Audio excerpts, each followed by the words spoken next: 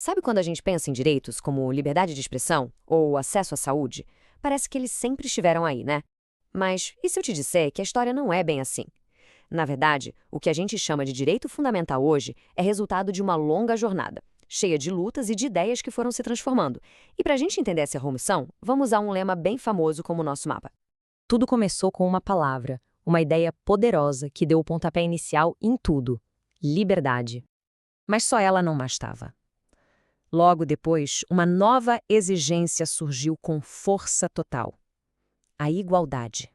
E para dar a liga em tudo, veio a fraternidade, fechando um lema que não só inspirou uma revolução, mas que hoje nos ajuda a entender a história incrível dos nossos próprios direitos. Então, vamos lá. A sacada genial foi do jurista Karel Vassak.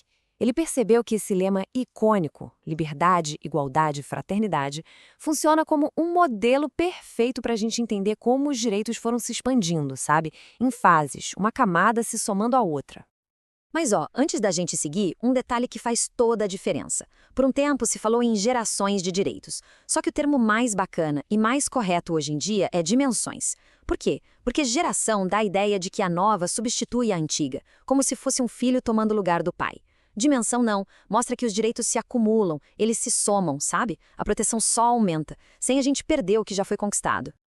E a nossa história começa com a primeira dimensão: a liberdade. Ela nasceu como uma resposta direta a um problemão da época: o poder absoluto dos reis, do Estado. A ideia era bem simples: criar um muro, um escudo de proteção para o indivíduo, um espaço onde o governo não podia meter o nariz. E essa frase aqui, do grande jurista Paulo Bonavides, resume tudo perfeitamente. Eram direitos para a gente poder dizer não para o Estado, para resistir e se opor quando ele tentasse passar dos limites. Olha só como essa tabela organiza bem as ideias. O valor principal, a liberdade. O foco, direitos civis e políticos. E aqui vem o pulo do gato. O papel do Estado era um dever negativo, ou seja, a obrigação dele era de não fazer nada, de se abster, de deixar o indivíduo em paz. O dono desses direitos era cada pessoa individualmente. E claro, essa ideia não surgiu do nada, né? Ela foi construída, tijolo por tijolo, ao longo dos séculos, em documentos que mudaram o mundo. Desde a Magna Carta, lá em 1215, que botou um freio no poder do rei da Inglaterra, até as grandes declarações do século XVIII, que são a base do que a gente entende por democracia hoje. E na prática, que direitos são esses? Bom, são aqueles que a gente considera o básico para uma sociedade livre.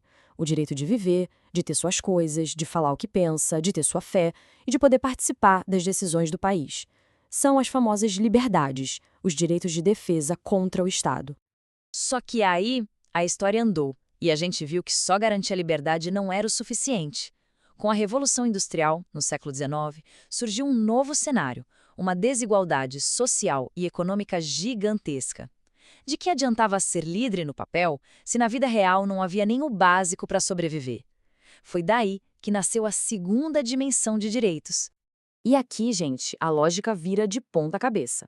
O valor agora é a igualdade, mas não só no papel, uma igualdade real, material. O foco muda para os direitos sociais, econômicos e culturais. E o papel do Estado? Muda da água para o vinho. De um dever de não fazer, ele passa a ter um dever positivo, um dever de agir, de oferecer serviços para garantir o bem-estar de todo mundo. O palco para essa grande virada foi o comecinho do século XX. A Constituição do México, em 1917, e a de Weimar, na Alemanha, em 1919, foram super pioneiras, sabe? Elas foram as primeiras a colocar os direitos sociais no texto da lei. E no mesmo ano, o Tratado de Versalhes criou a Organização Internacional do Trabalho, mostrando que essa preocupação já era mundial. Na vida real, a gente está falando de quê? De direitos que custam dinheiro, que exigem que o governo invista e crie políticas. Direito à saúde, à educação, a um trabalho digno, à moradia. São direitos que buscam dar para todo mundo as ferramentas para ter uma vida de verdade, corrigindo as distorções que a liberdade sozinha não conseguiu resolver. E aí chegamos na terceira dimensão. Ela apareceu para responder a problemas que não respeitam fronteira de país nenhum. Crise do clima, a busca pela paz, o desenvolvimento de todos os povos, são questões que afetam a humanidade inteira e, por isso, exigem uma resposta de todo mundo, uma resposta solidária. O valor aqui é a fraternidade e solidariedade. O foco é em direitos que a gente chama de transindividuais. Que nome complicado, né? Mas a ideia é simples. São direitos que não são só meus, são de todo mundo, da coletividade, da humanidade. E a responsabilidade é de todos nós, pensando não só em quem está aqui hoje, mas nas gerações que ainda vão vir. E os exemplos deixam isso bem claro. O direito a um meio ambiente equilibrado, o direito à paz, o direito ao desenvolvimento dos povos, a proteção do consumidor. São direitos que partem da ideia de que estamos todos no mesmo barco. O futuro de um, no fim das contas, depende do futuro de todos. Mas a evolução, é claro, não parou por aí. O mundo de hoje, com globalização, com revolução digital, já está levantando a bola para novas dimensões de direitos. A questão é que, sobre isso, os especialistas ainda não chegaram a um acordo. O debate está rolando solto. E este slide mostra bem como o debate é quente. Para um pensador como Paulo Bonavides, a quarta dimensão tem a ver com a globalização, direito à democracia, à informação. Já para o outro, Norberto Bobbio, o foco é completamente diferente. São os desafios que a engenharia genética e a bioética trazem para a gente. Os dois pontos de vista mostram uma coisa: os novos tempos pedem novas respostas do direito. Então, se tem uma coisa para a gente guardar de tudo isso, é o seguinte: essa jornada não é de substituição, é de soma. Cada nova dimensão não apaga a anterior. Pelo contrário, ela adiciona uma nova camada de proteção, deixando nossa rede de direitos cada vez mais forte e mais completa. E o exemplo da propriedade é perfeito para a gente entender isso na prática. Na primeira dimensão, era um direito quase absoluto. É meu e pronto. Aí veio a segunda dimensão e disse, opa, é seu, mas tem que ter uma função social, tem que servir para a sociedade também. E hoje, com a terceira dimensão, a gente acrescenta, e o uso dessa propriedade tem que respeitar o meio ambiente. Percebe como as camadas vão se somando e transformando a ideia original? Isso tudo nos leva a uma última reflexão. A história dos direitos não acabou. Ela continua sendo escrita. E olhando para os desafios que a gente tem pela frente, inteligência artificial, as mudanças climáticas, a desinformação, fica a pergunta no ar. Qual vai ser a próxima grande luta, a próxima grande demanda que vai definir a próxima dimensão dos nossos direitos? Olá! Já parou para pensar que os direitos que a gente considera, assim, básicos hoje, eles não surgiram do nada, né? Não mesmo. São fruto de uma história longa, de muita luta, uma evolução constante. Aquele lema famoso, liberdade, igualdade, fraternidade, da Revolução Francesa, quase que serve de mapa para essa história. Exato. E a nossa ideia hoje é justamente explorar essa progressão. A gente vai usar um conceito bem importante da teoria dos direitos fundamentais, que é o das dimensões. Dimensões. É interessante, né? Porque a doutrina mais atual prefere falar dimensões em vez de gerações. Ah, tem uma diferença aí. Por que dimensões e não gerações? Qual o pulo do gato? Então, gerações pode passar uma ideia meio errada, sabe? Como se uma substituísse a outra, uma fase acabasse para começar a próxima. Já dimensões capta melhor a ideia de que elas se somam, se acumulam. Os direitos de uma nova dimensão vêm para complementar os anteriores, sabe? Ampliando o catálogo e muitas vezes até dando um novo sentido para os direitos que já existiam. Entendi. E o mais importante, isso reforça aquele princípio de que não pode ter retrocesso. Conquistou um direito fundamental, não pode voltar atrás. Entendi. É como se fossem camadas de proteção, então, uma sobre a outra. Vamos explorar isso, então, usando as fontes que falam da teoria e da história desses direitos. A ideia é entender como a gente chegou até aqui e como essas camadas todas se encaixam hoje. Perfeito. Vamos começar pela base? Pela primeira dimensão? Essa é a que foca na liberdade do indivíduo contra o poder do Estado, né? É. Aqueles direitos que servem como um escudo, um limite para não deixar o governo interferir demais na vida da gente. Direitos civis e políticos, certo? Precisamente. A chave aqui é impor ao Estado um dever de se abster, um não fazer. O não fazer. O Estado não deve impedir a liberdade de expressão, a religião, o direito de ir e vir, a propriedade. Esses são exemplos clássicos. Por isso são chamadas de liberdades negativas ou direitos de defesa. A pessoa tem esse direito e pode usá-lo contra o Estado para proteger sua autonomia. E o contexto histórico para isso surgir é, bom, fundamental, né? A gente vinha de estados absolutistas com o poder todo concentrado. Como é que aconteceu essa virada para limitar o poder? O que puxou essa mudança? Olha, foi uma transformação e tanto. Está muito ligado à subida do pensamento liberal, da burguesia, e à transição para o Estado de Direito liberal. Isso ali no final do século XVIII, século XIX. As revoluções. Exatamente, a americana e a francesa são os grandes marcos, né? Elas colocaram no papel essa demanda por limites ao poder e garantia de liberdades. Mas, assim, as raízes vêm de antes. Ah, é. Sim, documentos como a Magna Carta, lá na Inglaterra, 1215, já traziam algumas limitações para o rei. Depois teve a Paz de Westfália, o Habeas Corpus Act, a Bill of Rights inglesa e, claro, as declarações da Virgínia e a francesa dos direitos do homem e do cidadão. São documentos-chave. E exemplos desses direitos para ficar bem concreto. Direito à vida, segurança, poder votar, né, participar da política, a casa da gente ser inviolável e a igualdade perante a lei, aquela igualdade formal, tipo, a lei vale para todo mundo igual. Isso. Mas aqui tem um detalhe importante que autores como Sarlet, o de Mullis, o Martins, eles apontam. Mesmo esses documentos mais antigos, focados na liberdade, eles já tinham umas sementinhas de preocupação social, sabe? Desmata atrás. Sim. A própria Declaração Francesa, de 1789, falava em ajudar os necessitados como uma dívida sagrada, mencionava acesso à instrução, e a nossa Constituição do Império, de 1824, que era bem liberal, também previa socorros públicos e instrução primária gratuita. Que interessante. Então, mesmo na fase do Estado mínimo, a ideia de uma certa responsabilidade social já estava ali, mesmo que bem de leve. E o Estado também não era totalmente parado, imagino. Para garantir segurança, justiça, precisa agir, né? Exatamente. A ênfase era não interferir na liberdade negativa, mas a prática sempre foi mais complexa. Garantir a ordem, aplicar a lei, defender o território, tudo isso exige um Estado ativo, mesmo no modelo liberal.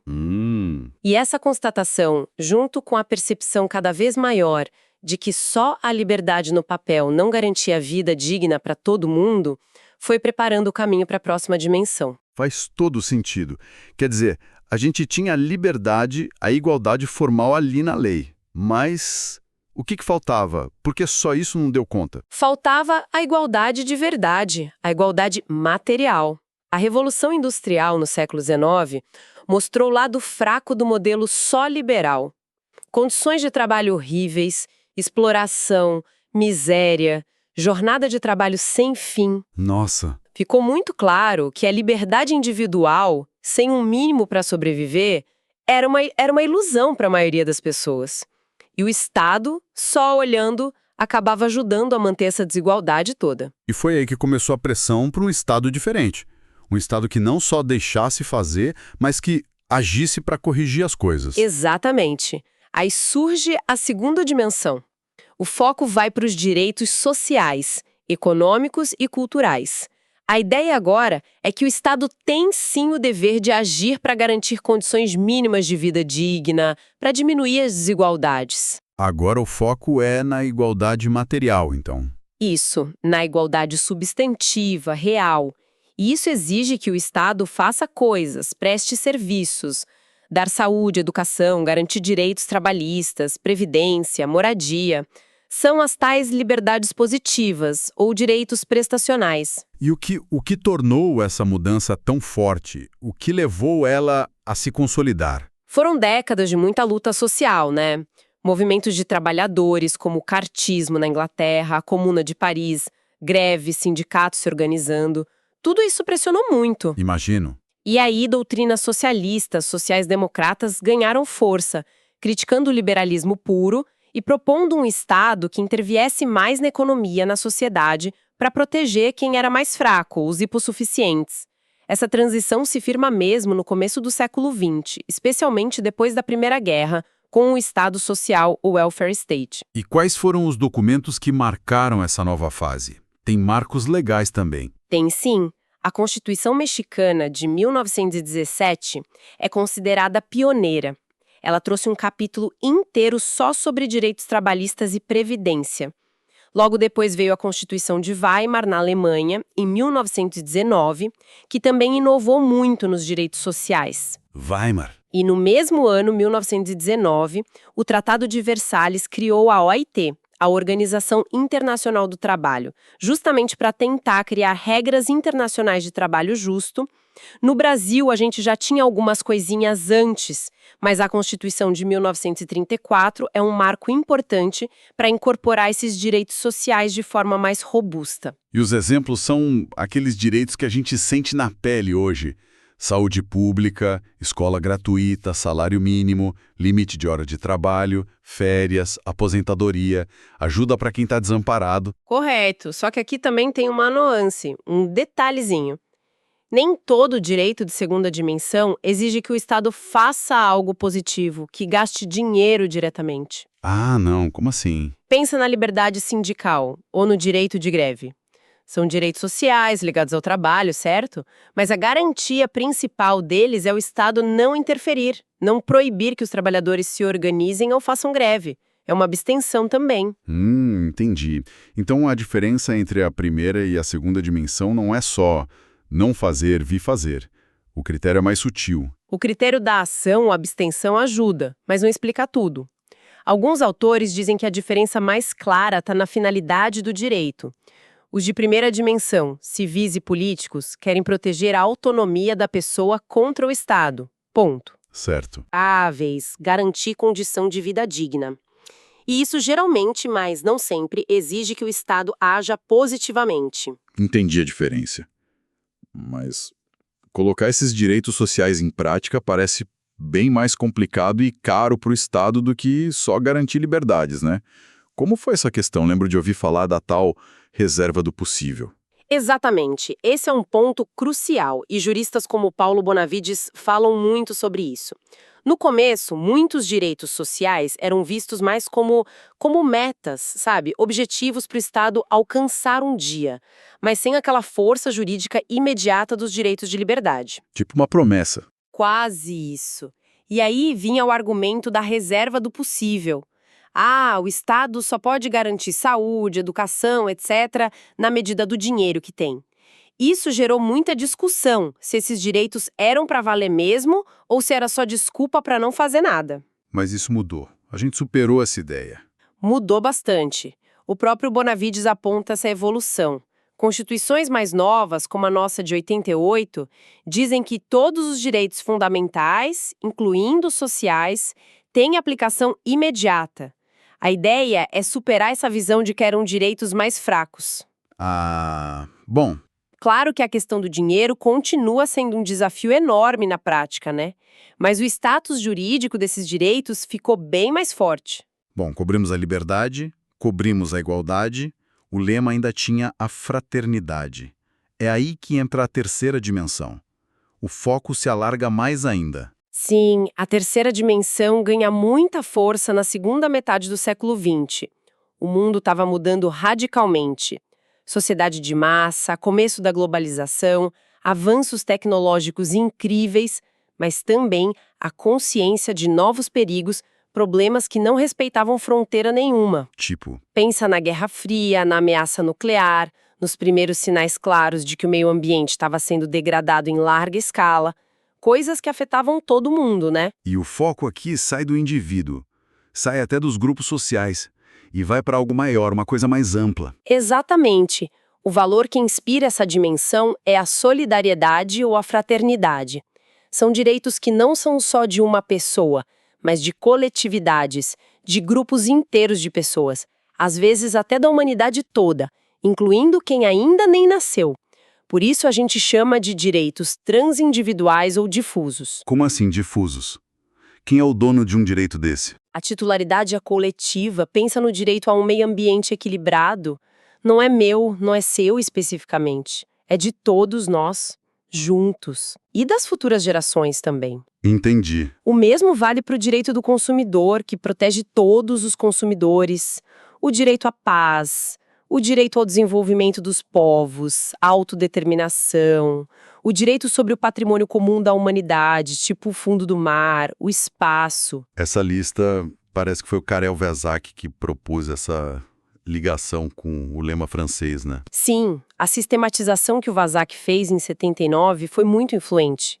Ele associou a primeira dimensão à liberdade, a segunda à igualdade e a terceira à fraternidade, dando exemplos como esses que a gente falou. E se o dono do direito é todo mundo, quem tem que garantir esse direito? Não pode ser só uma pessoa. A responsabilidade dividida. Cai sobre o Estado, claro, que tem que criar a lei, fiscalizar, fazer política pública de meio ambiente, de defesa do consumidor, mas cai também sobre a própria sociedade e até sobre outros países, organismos internacionais. Pensa no meio ambiente. Não adianta só o governo fazer lei se a gente, como sociedade, como pessoa, não mudar nossos hábitos, né? E se não tiver cooperação entre os países para lidar com um problema global, como mudança climática? Liberdade, igualdade e fraternidade. Fechamos a tríade clássica. Mas a história parou aí?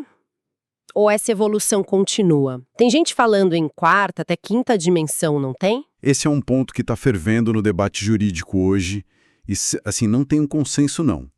Essa ideia de novas dimensões vem da sensação de que os novos desafios do mundo exigem novas categorias de direitos para dar conta. E quais seriam as ideias por trás dessa tal quarta dimensão? O que ela traria de novo? Tem visões diferentes. O próprio Paulo Bonavides, que é um gigante do direito constitucional brasileiro, ele liga a quarta dimensão aos desafios da globalização política. Globalização política. Ele fala da necessidade de direitos como o direito à democracia direta, mais participação do cidadão mesmo, o direito à informação, à transparência e o direito ao pluralismo, que é o respeito às diferentes formas de organização social, jurídica. Para ele, isso é fundamental nesse mundo globalizado. E ele inclui também a bioética aqui. Bioética. Sim, a necessidade de colocar limites éticos e legais na manipulação genética, nas intervenções sobre a vida, sempre com base na dignidade humana. Faz muito sentido, essa conexão com tecnologia, globalização. Tem outra visão sobre a quarta dimensão? Tem. O filósofo italiano Norberto Bobbio, por exemplo, ele focava mais nos impactos da engenharia genética. Para ele, a quarta dimensão viria da necessidade de proteger o próprio patrimônio genético humano contra manipulações que pudessem, sei lá, colocar a espécie em risco ou criar novas formas de discriminação. Pesado. E a quinta dimensão? O que seria? O Bonavides, de novo, ele sugere que a quinta dimensão seria o direito à paz. Ele argumenta que a paz é tão fundamental, é a base para poder ter qualquer outro direito que mereceria um status próprio, uma dimensão só para ela. Mas vale lembrar que o Verzak já colocava a paz na terceira, né? É verdade. Mas essa multiplicação de dimensões não gera crítica. Parece que a gente pode ficar criando dimensão para sempre. Sim, essa é uma das críticas principais. Será que esses novos direitos são claros? Dá para saber exatamente qual o conteúdo deles? Como a gente garante na justiça o direito à paz, por exemplo? Complicado. E tem gente que argumenta que muitos desses temas novos, bioética, informação, o mundo digital, o próprio meio ambiente nesse contexto, poderiam ser tratados como novas leituras ou expansões das dimensões que já existem, sem precisar criar gavetas novas. O debate está super aberto. Mas olha, independentemente de quantas dimensões a gente aceita, 3, 4, 5, o ponto principal parece ser aquele que você falou lá no começo. Elas se somam, né? Não se apagam. Esse é o ponto-chave. E é o grande valor dessa teoria das dimensões. Elas se acumulam, se misturam.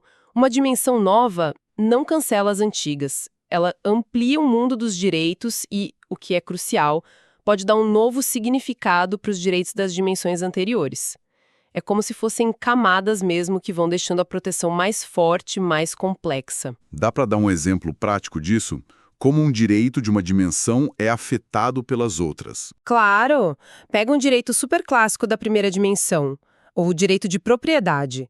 No começo, o foco era total na liberdade do dono de usar, de aproveitar, de vender seu bem, com o mínimo de interferência do Estado.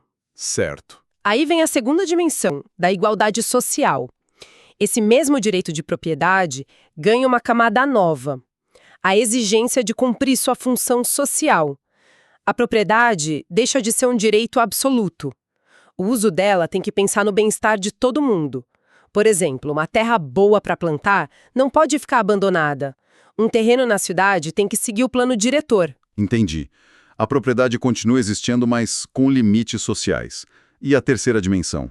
Adiciona mais alguma coisa? Sim, com a terceira dimensão, da solidariedade, da fraternidade, a propriedade passa a ter que respeitar também limites ambientais. O dono não pode usar o bem dele de um jeito que destrua o meio ambiente, porque o meio ambiente é um bem de todo mundo. Nossa, fica bem claro. Viu como o mesmo direito vai sendo modulado, enriquecido pelas preocupações de cada dimensão? E outra coisa, muitas vezes os direitos de uma dimensão são necessários para realizar os de outras. Educação, que é a segunda dimensão, é essencial para a gente poder ser cidadão e participar da política, que é a primeira dimensão. Verdade. Liberdade de expressão, primeira dimensão, é vital para lutar por direitos sociais, segunda dimensão, ou para defender o meio ambiente, terceira dimensão. Tá tudo interligado. Fica muito claro mesmo como elas se conectam.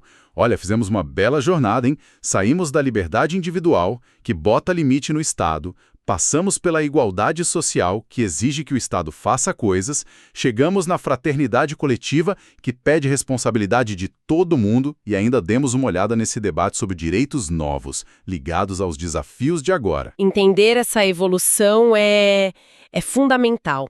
Ajuda a gente a sacar não só de onde vieram os direitos que temos hoje, mas também os conflitos, os debates atuais que envolvem esses direitos.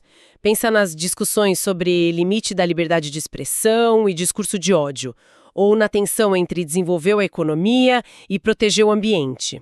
É verdade, tá tudo aí. Mostra, principalmente, que direitos humanos, direitos fundamentais, não são algo pronto e acabado, estático. São uma construção da história, dinâmica, que continua sendo disputada e que continua evoluindo. E para a gente fechar, fica aqui uma provocação para quem está nos ouvindo, pensando nos desafios gigantescos do nosso tempo, inteligência artificial, com tudo que ela traz de ético e social, as mudanças climáticas que estão aí urgentes, a vida cada vez mais no digital, novas formas de desigualdade no mundo, até exploração espacial. Como poderia ser uma futura dimensão de direitos? Que proteções novas, talvez coisas que a gente nem imagina hoje, individuais ou coletivas, podem se tornar essenciais nas próximas décadas, seguindo esse padrão da história de responder aos desafios de cada época?